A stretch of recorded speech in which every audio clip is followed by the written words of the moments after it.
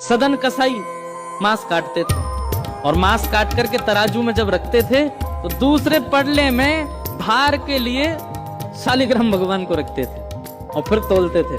शालिग्राम भगवान के भार से एक जीव का मांस भार तोला जाता था और लोगों को फिर बेचा जाता था। एक महात्मा ने देख लिया और देख करके बोले राम राम राम राम, मुंह पे हाथ धरते गए, बोले ये शालिग्राम भगवान है, कितना बड़ा अपराध कर रहे हो तुम्हें, इनसे तुम मांस तोड़ते, इनको दो हमको।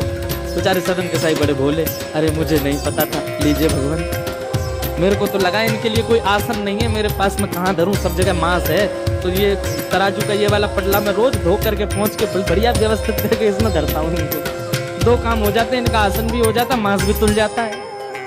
साधु बोले राम राम राम, ठाकुर जी से मांस तोलता। लेकर के ठाकुर जी को गए, पंचामृत अभिषेक किया, इत्र लगाया, तिलक लगाया, चांदी के सिंहासन पर बैठाया, तुलसी की माला पधराई, मोगरा के पुष्पों से सजा दिया बंगला और नैवेद्य 56 भोग बना करके ठाकुर जी के सन्मुख पधराए। ठाकुर जी से कहा जय जय, अब आप प्रसन्न हो। कहाँ एक कसाई के यहाँ बदबू में, खून में, मांस में, रक्त में आप पड़े थे, अब आप बढ़िया सुंदर सिंहासन पर रहो। ठाकुर जी स्वप्न में आ गए महात्मा के और रोने लगे। महात्मा बोले क्या हुआ? बोले मुझे वापस वहीं छोड़ के आओ सदन कसाई के पास। महात्मा बोले जय जय, इतना अपवित्र स्थान वहां क्या करने, आपको वहां क्या सुख मिलता था?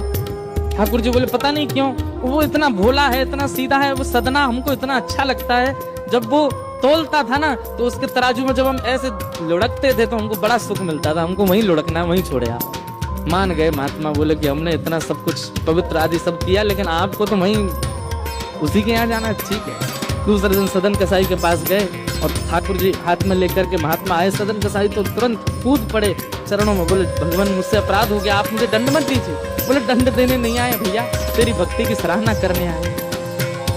दुनिया के लोग पुष्पों से, इत्रों से पूरे घर को महकाते हैं, तब ठाकुर जी को विराजमान करते हैं, और तेरी ये रक्त मंडित, ये मांस मंडित, ये दुर्गंध युक्त दुकान में तराजू पर तुलने में ठाकुर जी को सुख मिला, धर इनको।